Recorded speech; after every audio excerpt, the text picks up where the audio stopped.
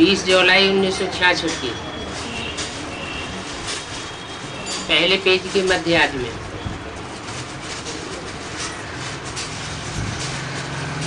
अपन को आत्मा समझना है। आत्मा समझेंगे तो न काम आवेगा, न क्रोध आवेगा, न लोभ आवेगा, न मोह आवेगा, कोई अहंकार नहीं आवेगा। घड़ी घड़ी बुद्धि में ये बैठना चाहिए, हम आत्मा यह शरीर लेते हैं फिर छोड़ते हैं। हम आत्मा ने 84 जन्म लिए हैं।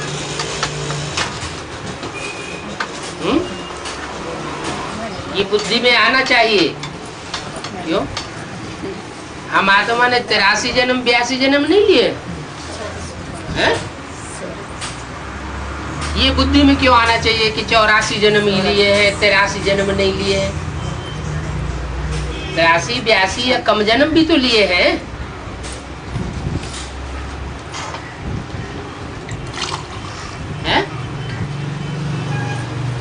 इसलिए बोला कि बाप पढ़ाते ही हैं आत्माओं को, खंडित आत्माओं को नहीं पढ़ाते हैं। क्या? जो पूरे 84 जन्म लेने वाली आत्माएं हैं वो बाप के सन्मुख आती हैं और वही बाप से पूरी पढ़ाई पढ़ती है। जैसा जैसा हम कर्म करते हैं वैसा वैसा शरीर मिलता है। शरीर से आत्मा अलग हो जाती है तो फिर शरीर से प्यार नहीं रहता।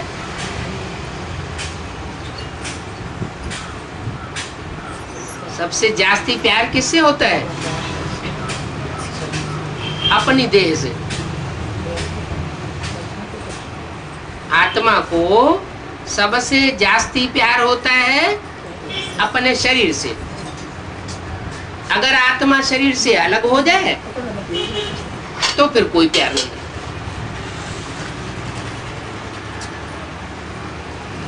आत्मा से भी प्यार तब है जब आत्मा शरीर में है। आत्मा शरीर से बाहर हो जाती तो प्यार नहीं रहता। पितरों को मनुष्य बुलाते हैं, अब उनका शरीर तो खत्म हो गया। जिन पुत्रों को आवाहन किया जाता है उनका शरीर तो खत्म हो गया, फिर उनकी आत्मा को याद करते हैं। इसलिए ब्राह्मण को बुलाते हैं, कहते हैं फलाने की आत्मा आओ, ये भोजन आकर के खाओ। वो यार आत्मा में मोह रहता है, परंतु पहले शरीर से मोह था तो वो शरीर याद आ जाता है। जिन पितरों को बुलाते हैं उन पितरों की आत्मा नहीं पहले क्या याद आती है? देह याद आती है। ऐसे नहीं समझते कि हम आत्मा को बुलाते हैं। वास्तव में आत्मा ही सब कुछ करती है। आत्मा में अच्छे व बुरे संस्कार रहते हैं। पहले पहले है देह अभिमान, फिर उनके बाद और विकार आते हैं और उन सब को मिला करके कहा जाता है विकारी। और जिनमें ये विकार नहीं होते हैं उनको कहा जाता है निर्विकारी। ये तो समझते हो बरोबर भारत में जब ये देवी देवताएं थे तो उनमें दैवी गुण थे। ये भी कहा जाता है राजा रानी प्रजा सब देवी देवता धर्म के हैं और ये धर्म सबसे ऊंच सुख देने वाला है। बच्चों ने भी गीत सुना, ये आत्मा ने कहा क्या? इस पाप की दुनिया से दूर कहीं ले चलो बाबा, ऐसी जगह ले चलो जहां मुझे सुख चैन शांति हो। तो वो तो सुख धाम और शांति धाम में ही मिलेगी। ये दुनिया तो दुख धाम है, दुख धाम में सुख और शांति कहाँ से आवेगी? यहाँ तो बड़ी बेचैनी है। सतयुग में भी बेचैनी होती नहीं है। आत्मा समझती है बाबा बगैर कोई चैन की दुनिया नहीं ले बना सकता। बाप कहते मुक्ति और जीवन मुक्ति, ये दो सौगातें मैं कल्प कल्प लेकर के आता हूं, परंतु तुम भूल जाते हो कि बाप मुक्ति और जीवन मुक्ति की सौगात लेकर आते हैं। ड्रामा में तुम्हारा भूल नहीं है। सब भूल जाए तब तो मैं आऊं। अभी तो तुम ब्राह्मण बने हो, तुमको निश्चय है हमने 84 जन्म लिए, वो भी तुमको निश्चय है। क्यों? उनको निश्चय नहीं है? किनको है? उन आत्माओं को जो बाप के सन्मुख नहीं होती है, उनको निश्चय नहीं होता कि हमारे पूरे 84 के चक्र हैं। तुमको निश्चय होता है कि हमने 84 जन्म लिए हैं।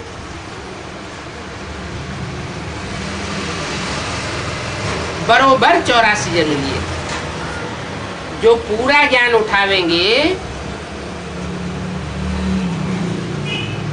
वो नई दुनिया में आवेंगे।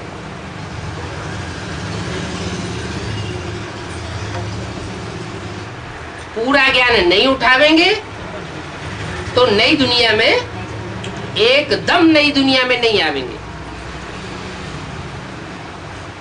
त्रेता में आवेंगे या त्रेता के अंत में आवेंगे तो सारा मदार है पुरुषार्थ के ऊपर।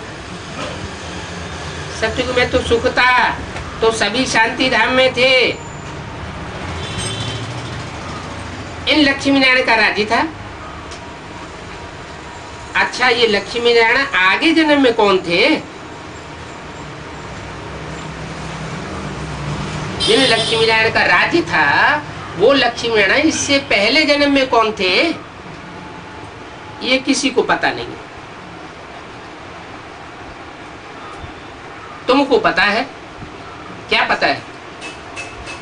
लक्ष्मी नारायण जब सतयुग में या सतयुग आदि में आदि नारायण या लक्ष्मी नारायण थे या नर नारायण थे, तो उससे पहले जन्म में कौन थे? और किसी को तो पता नहीं। तुमको तो पता होगा। आगे जन्म में ये बड़े बेचैनी में थे। कौन? लक्ष्मी नारायण बने उससे पहले के जन्म में ये बड़े बेचैन थे। इनको चैन नहीं था जिंदगी में।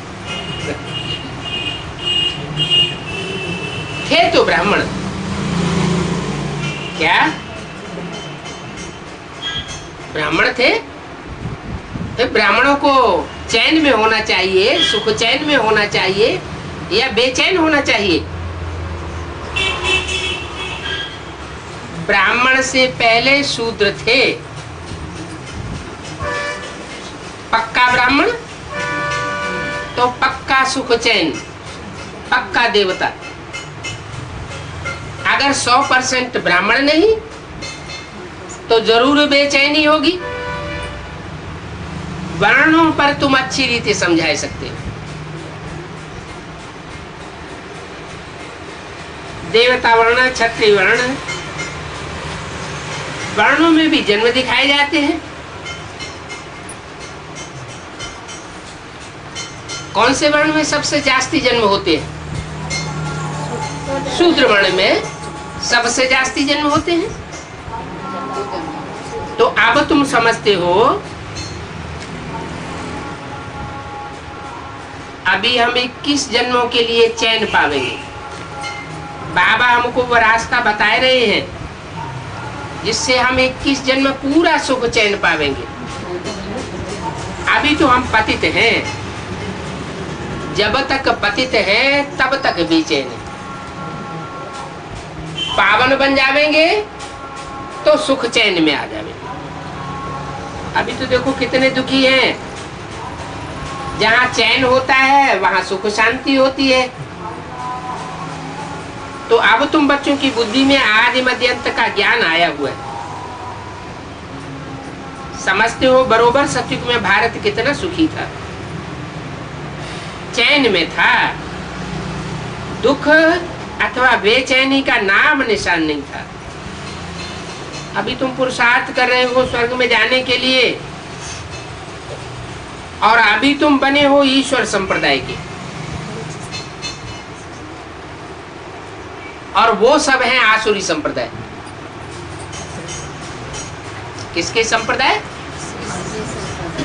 असुरों के संप्रदाय के। तो कौन कौन से आसुरी संप्रदाय हुए? तुम हो ईश्वरीय संप्रदाय के, और वो सब हैं आसुरी संप्रदाय के। तो आसुरी संप्रदाय कौन कौन हुए वो भी तो पता होना चाहिए। पहले हम भी आसुरी संप्रदाय के थे, अभी हम ईश्वरीय संप्रदाय के बने। तुम जानते हो हम परमपिता परमात्मा के बने हैं। किसके बने हैं? जो पिताओं का पिता है, जिसका कोई पिता नहीं है, हम उसके बने हैं। परम पिता के ही नहीं बने हैं, परम पिता परमात्मा के बने हैं। ये भी जोड़ी है, परम पिता परमात्मा। कोई भी देहधारी को भगवान नहीं कहा जाता है। देह में जिसकी आसक्ति हो उसको भगवान नहीं कह सकते। इस सृष्टि पर सभी मनुष्य आत्माओं की देह में आसक्ति है।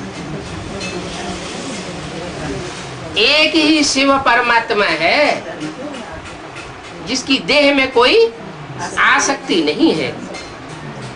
आत्मा को भी भगवान नहीं कहा जाता। कहते हैं ना पापात्मा, पापात्मा, पुण्यात्मा, महान आत्मा। तो भगवान थोड़ी पापात्मा, पुण्यात्मा, महान आत्मा बनता है।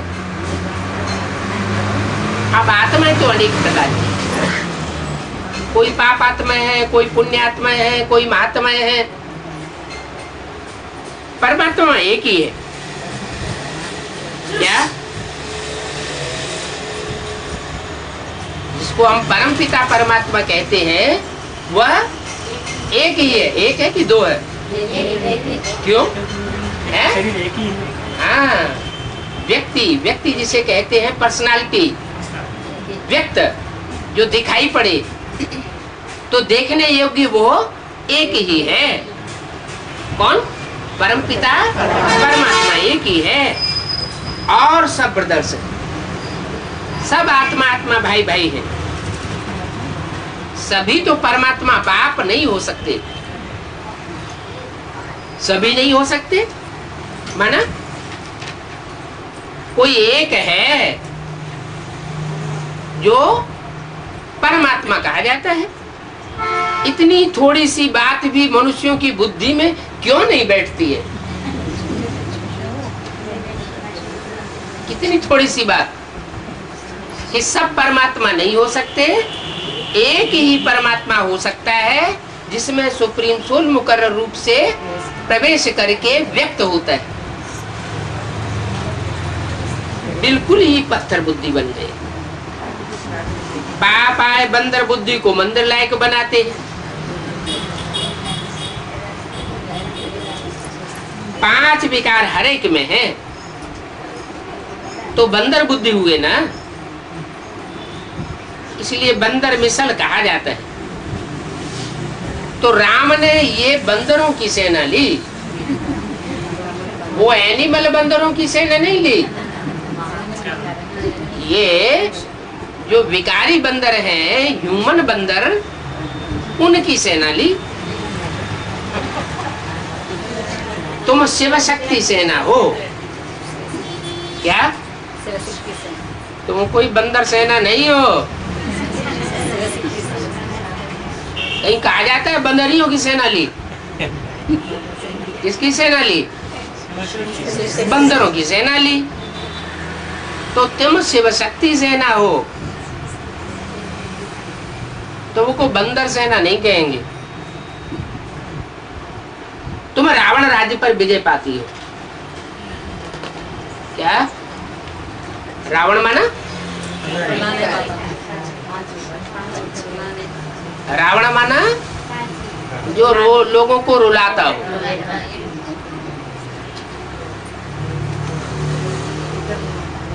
तुम रावण पर विजय पाती हो। 20:66 की वाणी का दूसरा पेज। बाबा ने समझा है सारी दुनिया बड़ा बेहद का वेट है। वो छोटे छोटे वेट होते हैं। कहते हैं लंका में रावण का राज्य था।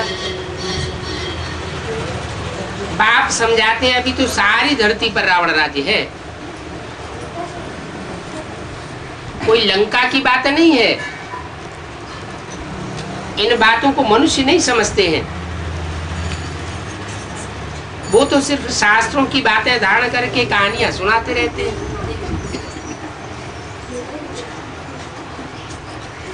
है कहाँ की कहानियां?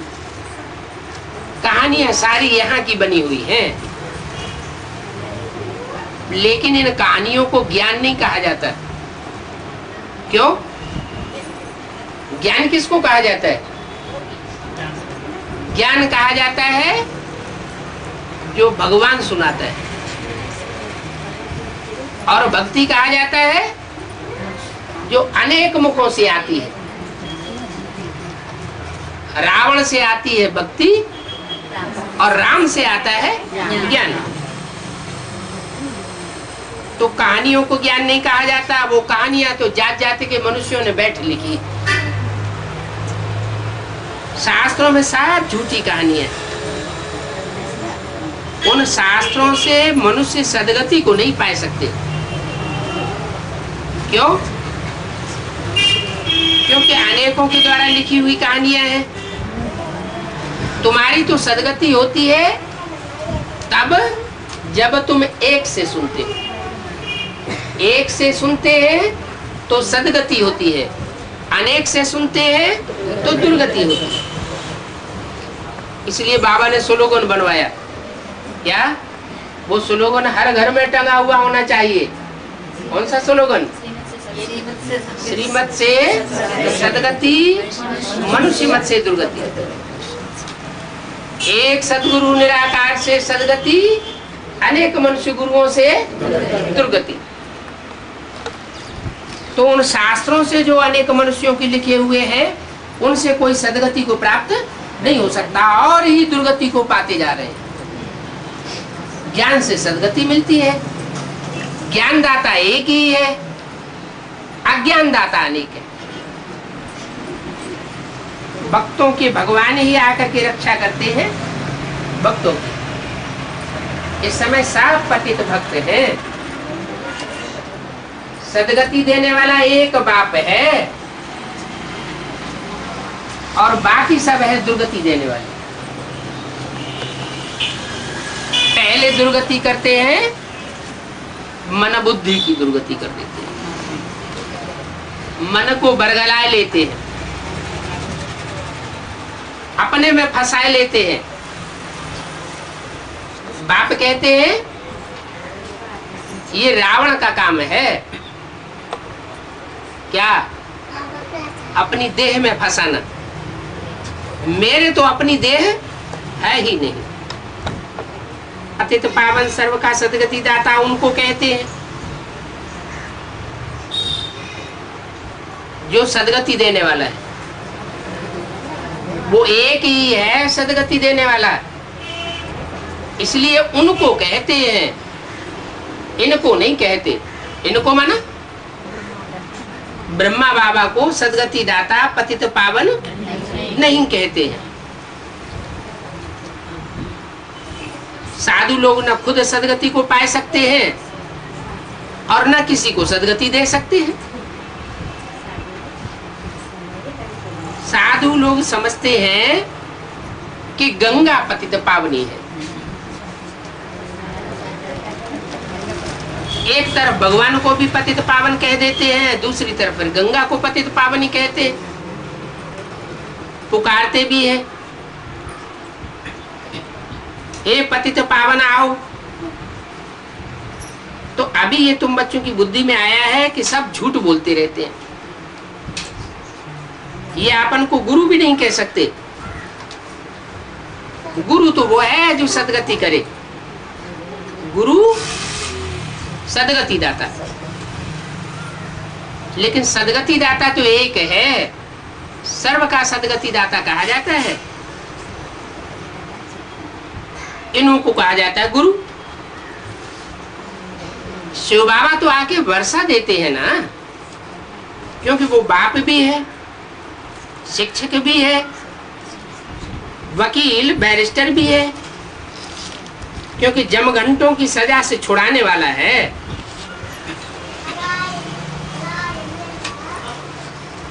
नहीं तो हमारे ऊपर बहुत पापों का बोझ है,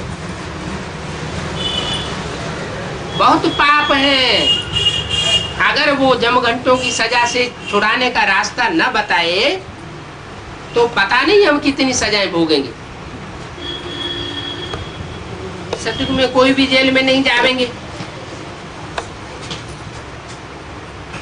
तो बाप आकर सबको जेल में जाने से छुड़ाते हैं। बच्चों की सर्वश्रेष्ठ शुभकामनाएं पूरी होती हैं, रावण द्वारा अशुद्ध कामनाएं पूरी होती हैं। क्या शुभ कामनाएं कौन सी है और अशुभ कामनाएं कौन सी है? जो कामनाएं श्रीमती के अनुकूल है वो है शुभ कामनाएं, और जो कामनाएं श्रीमती के वर खिलाफ है वो कौन पूरी करता है? वो रावण पूरी करता है। शुद्ध कामना पूरी होने से तुम सदा सुखी बन जाते हो। अशुद्ध कामना है पतित बनना, विकारी बनना। पावन रहने वाले को ब्रह्मचारी कहा जाता है। कौन सा चारी? ब्रह्मचारी। जो ब्रह्मा का आचरण सो ब्रह्मचारी का आचरण। तो तुमको अभी पवित्र रहना है, पवित्र बन, फिर पवित्र दुनिया का मालिक बनना। पतित से पावन एक ही बाप बनाते हैं। साधु संत आदि तो खुद भी पतित हैं, क्योंकि भ्रष्टाचार से उनकी पैदाइश होती है। क्या कैसे पैदाइश होती है? भ्रष्टाचार बना, भ्रष्ट इंद्रियों के आचरण से उनकी पैदाइश होती है। अच्छा, तो जिनसे बात कर रहे हैं उनकी पैदाइश कैसे होती है?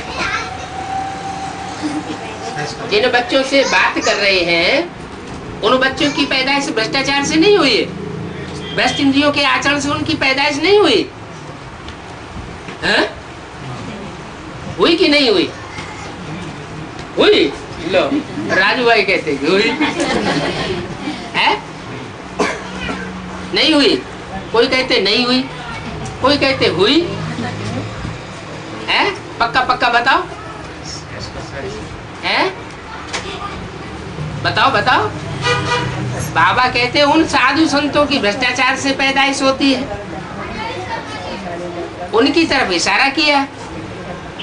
तो जिनके सामने बैठ करके बाबा बात करते हैं उनकी पैदाइश भ्रष्टाचार से नहीं होती है क्या?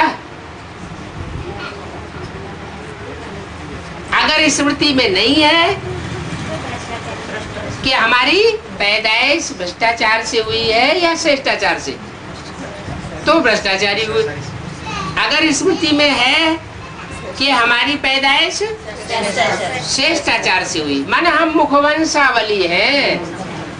क्या हम आत्मा ब्रह्मा के मुख से जो ज्ञान सुना है उस ज्ञान से सुन करके हम ब्राह्मण बने हैं, इसलिए हम श्रेष्ठाचारी हैं, हम भ्रष्टाचारी नहीं है। हमने श्रेष्ठ मुख की पैदाइश है, हम भ्रष्ट इंद्रियों की पैदाइश नहीं है। अगर ये बुद्धि में है तो हम ब्राह्मण भी शिष्टाचारी। लेकिन सदा काल ये बात बुद्धि में याद रहती नहीं, ये नशा नहीं रहता है। क्या क्या नशा? कि हम ब्रह्माचारी होने चाहिए, हम ब्रह्मा की औलाद हैं, हम कोई भ्रष्ट इंद्रियों की पैदाइश नहीं। अपने बाप का फकुर रहता है ना, अपने वंश का फकुर रहना चाहिए ना। तो बाबा बोलते हैं तुम बच्चे अपन को क्या समझते हो? आत्मा समझते हो। तुम्हारी आत्मा की पैदाइश हुई है कि हम 84 जन्म लेने वाली आत्मा है। हम पक्के ब्राह्मण बनने वाले हैं, हम कच्चे ब्राह्मण बनने वाले नहीं है जो दूसरे धर्म में जाकर के कन्वर्ट हो जाए।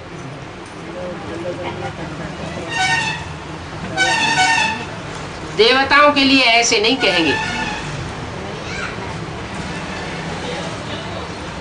कैसे? कि वो भ्रष्टाचार से पैदा होते। साधु संत महात्माओं के लिए कहेंगे कि वो भ्रष्टाचार से पैदा होते, लेकिन देवताएं भ्रष्टाचार से पैदा नहीं होते। उनकी पैदाइश तो मुख के प्यार से होती। जैसे मोर मोरनी का आज भी मिसाल दिया जाता है। आज भी हमारे भारत देश में मोर राष्ट्रीय पक्षी माना जाता है। मोर का पंख, मयूर का पंख कृष्ण के मुकुट में लगाया जाता है। ये उनकी जिम्मेवारी का ताज हुआ। कौन सी जिम्मेवारी? भ्रष्टाचारी को श्रेष्ठाचारी बनाना। खुद भी पहले श्रेष्ठाचारी बनते हैं और दूसरों को भी श्रेष्ठाचारी बनाते हैं। तो ये यादगार बनी हुई है कि देवताएं श्रेष्ठाचारी थे, भ्रष्ट इंद्रियों का आचरण नहीं करने वाले थे, भ्रष्ट इंद्रियों की पैदाइश नहीं करते थे। वहां तो विकार होते ही नहीं। कौन से कार्य नहीं होते? विपरीत कार्य, दूसरों को दुख देने का कार्य वहां होता ही नहीं। वो है ही पावन दुनिया। सतयुग त्रेता पावन दुनिया और द्वापर कलयुग पतित दुनिया। पतित कब बनते हैं? द्वापर से। द्वापर क्यों कहा? क्योंकि दो पुर हो जाते हैं, दो भाषाएं हो जाती हैं, दो मतें हो जाती हैं, दो वंश हो जाते हैं, दो धर्म होते जाते हैं। तो वहां द्वैतवाद जहां जहां बढ़ता है, जैसे रावण राज्य हो जाता है, दसियों मतें हो जाती हैं। तो वो जो दसियों मतें हो जाती हैं वो है पतित दुनिया। वहां विकारी बनते हैं। लक्ष्मी नारायण संपूर्ण निर्विकारी थे। भारत पवित्र था। ये बात अभी तुम समझते हो। सतयुग में प्योरिटी थी तो पीस और प्रॉस्पेरिटी थी। अभी कलयुग में वो प्योरिटी नहीं रही तो पीस और प्रॉस्पेरिटी नहीं है। पवित्रता कब आती है? पवित्रता आती है श्रीमत से, और मनुष्य मत से आती है अपवित्रता। मनुष्य बनाते हैं विकारी और परमात्मा बाप बनाते हैं निर्विकारी। मन मत से या मनुष्य मत से इम्प्योरिटी आती है, श्रीमत से प्योरिटी आती है। तो जहां श्रीमत होती है, श्रेष्ठ मत होती है, सद्बुद्धि होती है, सुमति होती है, वहां संपत्ति नाना प्रकार की स्वतः ही प्रकृति मुहैया कराती। और जहां सुमति नहीं होती, श्रीमत नहीं होती, मनुष्य मत या मनमत होती है, या ईश्वरीय मत में मिश्रिटी होती है, मनमत की या मनुष्य मत की या शास्त्रों की, तो वहां उल्टा हो जाता है।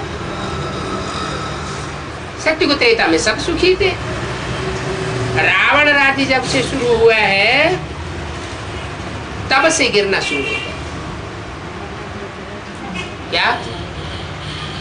जहां एक का राज्य राम राज्य था तो सब सुखी थे, और जब से रावण राज्य माने अनेकों का राज्य शुरू होता है, अनेक सिरों का राज्य, तब से गिरना शुरू होता है। अभी तो गिरते गिरते कोई काम के नहीं रहे, एकदम कौड़ी मिसल बन पड़े हैं। क्या? बाप आते हैं कौड़ी को हीरा बनाने के लिए। कैसा हीरा बनाने के लिए? हीरा माने हीरो पाटधारी। तो जब विनाश होगा तो विनाश के पीरियड में कितने हीरो पाटधारी होंगे? एक नहीं होगा।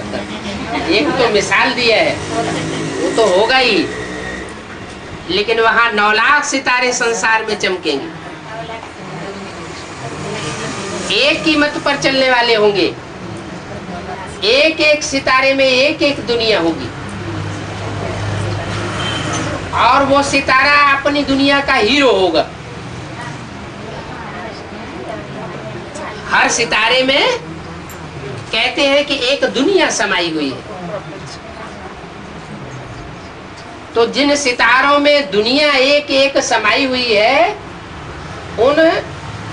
उन सितारों को कहा जाएगा हीरो पाटधारी। माना उन सितारों के संसर्ग संपर्क में जो भी आत्माएं आने वाली होंगी, उनकी प्रजा वर्ग की आत्माएं अथवा उनके फॉलोअर्स, वो सब हीरा मिसल बनने वाली होगी। अभी तो देखो कौड़ी मिसल बन पड़े हैं। जो 9 लाख सितारे थे क्या बन गए? कौड़ी बन गए। कौड़ी मिसल क्यों? कौड़ी का मिसाल क्यों दिया? पाई पैसे का मिसाल दे देते, क्योंकि पुराने जमाने में कौड़ी चलती थी, पाई पैसा नहीं चलता था। जिसकी कोई कीमत नहीं उसको कहा जाता है कौड़ी। बहुत थोड़ी कीमत रह जाती है। क्यों? क्योंकि बुद्धि नीचे गिर जाती है। बुद्धि जब पतित हो जाती है तो कहा जाता है कौड़ी मिसल, और बुद्धि जब आत्मा रूपी हीरे में टिक जाती है तो कहते हैं हीरा मिसल। तो ये बुद्धि जब भ्रष्ट बनती है तो कहते हैं पतित, भ्रष्ट इंद्रियों की ओर जाती है। और जब बुद्धि ऊपर की ओर चढ़ती है, शास्त्रों में उसको कहते थे कुंडलनी जागृत हो गई, माना नीचे से ऊपर की ओर शक्ति जाने लगी। तो जब बुद्धि ऊपर की ओर भागने लगे, मेहनत करने पर भी बुद्धि नीचे न जाए, हम प्रयास करें कि बुद्धि नीचे जाए तो भी बुद्धि नीचे न जाए। कहां जाए? मस्तक की ओर जाए, हीरे की तरफ जाए, तो कहेंगे कुंडलिनी शक्ति जागृत हो। अब उन साधु संत महात्माओं की तो किसी की कुंडलिनी शक्ति जागृत होती नहीं। अभी तुम बच्चे हो जो अपनी आत्मा को कौड़ी से हीरे मिसल बनाने का पुरुषार्थ कर रहे हो।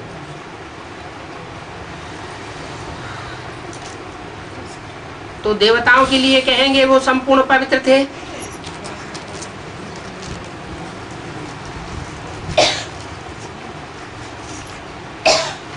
इंसॉल्वेंट इररिलीजियस अभी हो गए हैं, अपने धर्म का किसी को पता नहीं पड़ता है। उन देवताओं को भी पता नहीं पड़ता हम किस धर्म के थे, पाप करते रहते हैं। थे देवताएं, और देवताएं भी आखिरी जन्म में आके क्या करते रहते? पाप करते रहते। वहां तो पाप का नाम निशान नहीं रहता।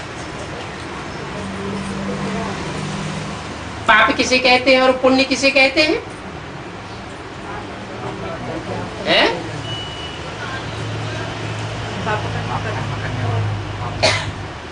पाप कर्म करने वाला पापी। कोई बच्चे से पूछो तुम अपने बाप को क्या कहते हो, कहेगा पापा।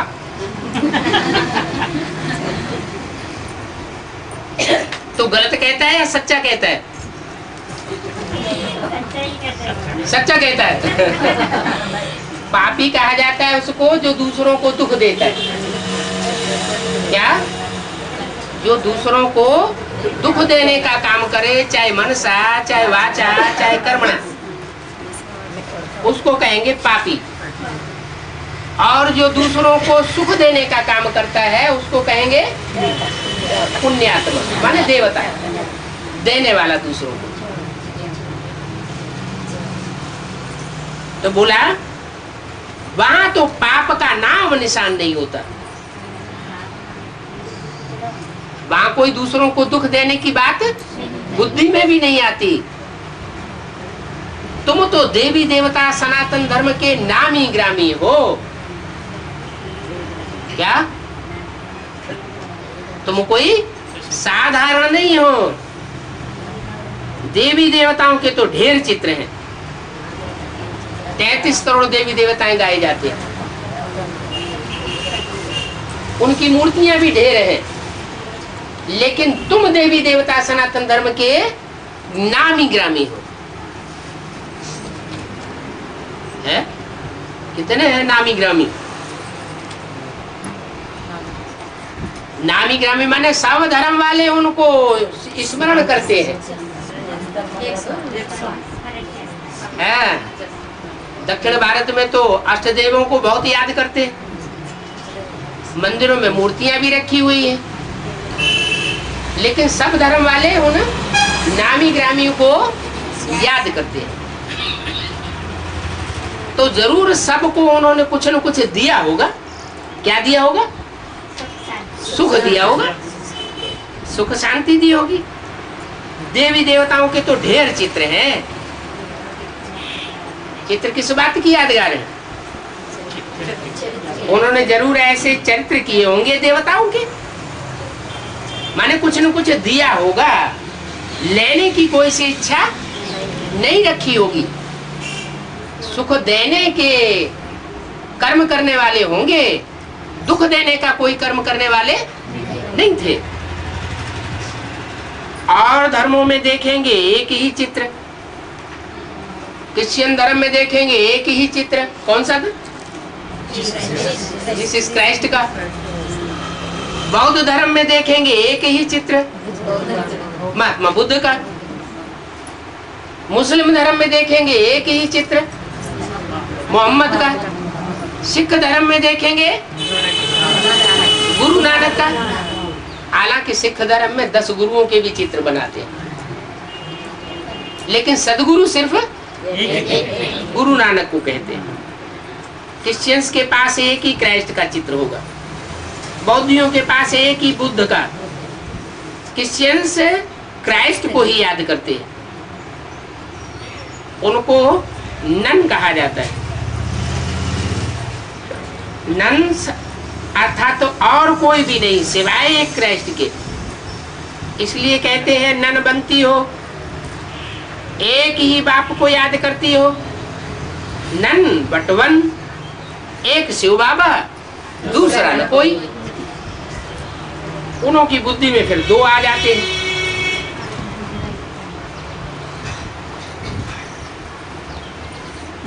क्राइस्ट के लिए भी समझेंगे वो गॉड का बच्चा था। उन्हों की बुद्धि में 2 कौन आ जाते हैं? उन दूसरे धर्म वालों की बुद्धि में 2 आ जाते हैं। 2 कौन? एक तो जैसे क्रिश्चियंस याद करेंगे तो क्राइस्ट को भी याद करेंगे, और दूसरा है गॉड फादर को याद करेंगे। गॉड फादर को भी याद करेंगे तो उनकी बुद्धि में 2 आ जाते हैं। तुम्हारी बुद्धि में नहीं, तुम्हारी बुद्धि में अभी एक ही आना चाहिए। क्राइस्ट के लिए समझेंगे वो गॉड का बच्चा, परंतु उनको गॉड की नॉलेज तो होती नहीं है। किनको? क्राइस्ट को। और तुमको गॉड की नॉलेज है। सारी दुनिया में ऐसा कोई नहीं है जिसको परमात्मा की नॉलेज हो।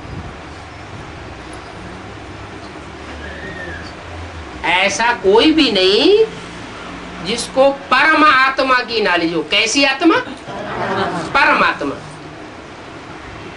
क्यों? सभी धर्म वाले सुप्रीम सोल को नहीं जानते? सभी धर्म वाले तो जानते हैं सुप्रीम सोल को, जानते तो हैं, लेकिन उस स्वरूप को पहचानते नहीं, जानते भी नहीं है पूरा। वो तो सिर्फ निराकार कहते हैं। अब निराकार कोई व्यक्ति थोड़े ही हुआ, तुम तो व्यक्ति के रूप में जानते हो, पर्सनालिटी के रूप में जानते हो। तुम जानते हो कि वह एक ही है जो सर्व का सद्गति दाता है। परमात्मा को जानी जाननहार कहते हैं। क्या कहते हैं? जानी जाननहार। समझते हैं वो हमारे दिल की बात को जानता है। अब तुम समझते हो जानी जाननहार का अर्थ क्या है? उसको हरेक के दिल की बात जानने की क्या जरूरत? वो तो सारे सृष्टि के आदि मध्य अंत को जानता है। और जो मुख्य मुख्य एक्टर्स हैं उनको अच्छी तरह से जानता है, उनकी नॉलेज देता है। बाप कहते हैं मैं जानी जाननहार नहीं हूं। क्या? कौन कहते हैं? बाप। सुप्रीम सोल कहते हैं।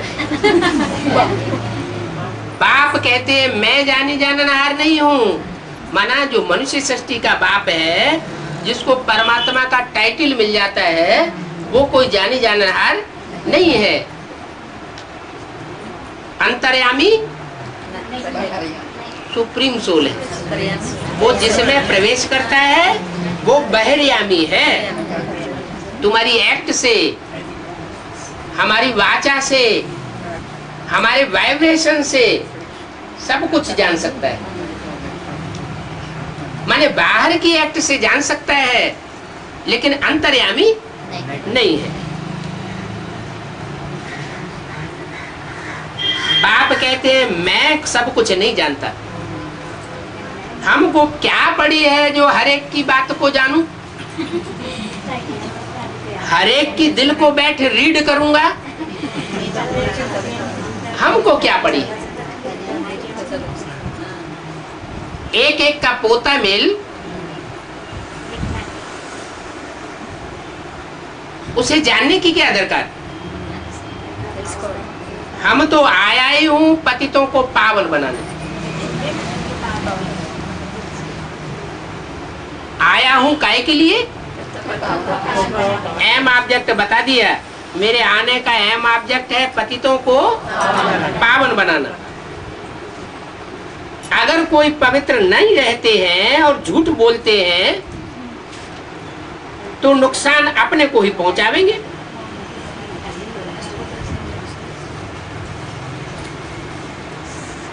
अपना पोता मिल नहीं सही देते हैं, अपने को छुपाते हैं और दिखावा कुछ और करते हैं तो उनका अपना नुकसान होगा। गाया हुआ है। क्या गाया हुआ है? देवताओं की सभा में असुर आकर बैठते थे। कौन सी कहानी है? वो कथा याद नहीं है? अरे अरे अमृत बांटा गया। देवताओं की सभा में अमृत बांटा गया और अमृत बांटा गया, वहां कौन आकर के घुस के बैठ गया? आकर के घुस के बैठ गया।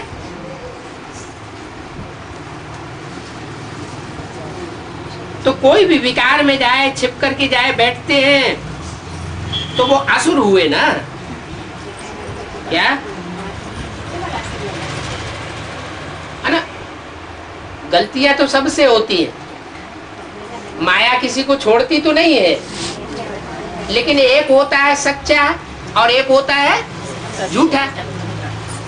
तो जो सच्चे होते हैं वो तो सच्चाई से अपना पोता मेल बाप को दे देते हैं कि हमसे ये गलती होती है, हम अपन को ठहरा ही नहीं सकते, हम मजबूर हैं, आप ही हमको, आप ही तरस पर हुई, अपनी गलती को स्वीकार कर लेते हैं। और जो अहंकारी है, जिनको बाबा कहते हैं देह अभिमानी सांडे, मैं तो आत्मा को ज्ञान सुनाता हूं, देह अभिमानियों को ज्ञान नहीं सुनाता हूं। तो जो अहंकार में आते हैं वो अपना पोता मेल नहीं देते, तो विकार में जाए, छिप करके जाए, बैठते हैं तो असुर हुए, आप ही अपना पद भ्रष्ट कर लेंगे। ऐसे चांडाल का पद पावेंगे। सबसे नीचा पद कौन सा होता है? चांडाल। चांडाल क्या करता है? जो मुर्दा है, मर जाता है ना, उसको जलाने का काम चांडाल का होता है।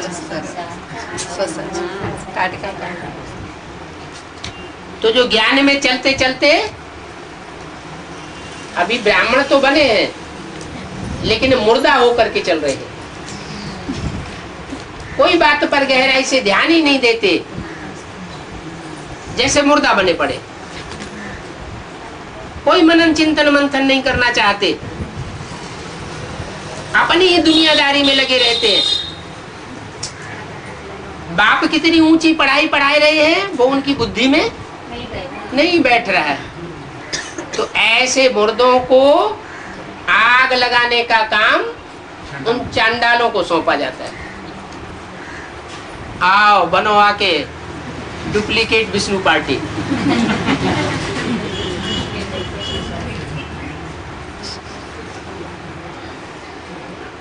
कौन हुए चांडाल? जो ब्राह्मणों की सभा में ब्रह्मा बाबा के सामने या परमात्मा बाप के सामने आकर छुप करके बैठते हैं, अपने पाप कर्म को छुपाते हैं, विकारी भी बनते रहते हैं और अपनी विकारी वृत्तियों को अहंकार में आकर के छुपाते हैं, तो वो चांडाल बनते हैं। अब हर एक को अपना पुरुषार्थ करना है, नहीं तो अपना ही सत्यानाश कर देते हैं। बहुत ऐसे हैं जो छिप करके आए बैठते हैं, कहते हैं हम विकार में थोड़े ही जाते हैं, ऐसे भी बोल देते, परंतु वह गोया परमात्मा को नहीं ठगते, वो अपन को ठगते, अपनी ही सत्यानाश करते हैं। परम पिता परमात्मा तो धर्मराज है ना, वो धर्म के राजा का पार्ट बजाने वाला है। उनके आगे झूठ बोलते हैं तो खुद ही दंड के भागी बन पड़ते हैं। ओम शांति। पांडवों को देश निकाला मिलता है तब कहे जाते हैं पांडव। अगर देश निकाला न मिले तो कौरवों के अंदर ही रहे, तो कौरवों का टाइटल क्यों लेंगे?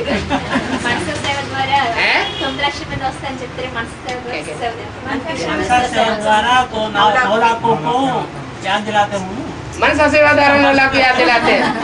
अच्छा, और उसके बाद कर्मेंद्रिया नहीं धारण करनी है 84 दिनों है? वाचा और कर्मेंद्रियों से सेवा नहीं करनी है। जिन जिन इंद्रियों से हम सेवा करते हैं वो इंद्रियां हमारी पावरफुल बनती हैं जन्म जन्मांतर के लिए।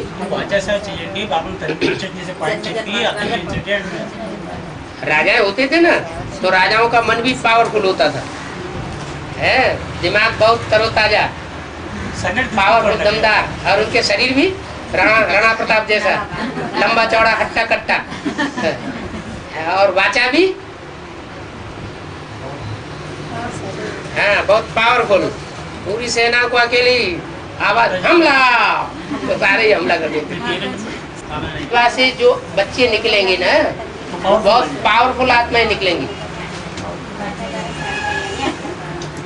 इसलिए सबको ये बात बतानी चाहिए कि भट्टी करने के तुरंत बाद जो बच्चे पैदा होंगे, जिन आत्माओं की सेवा करेंगे, वो पावरफुल आत्माएं निकलेंगी।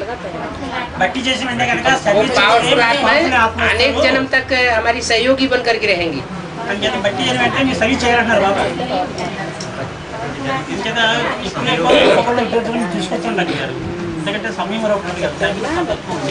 जनता भक्ति मार्ग में होता है।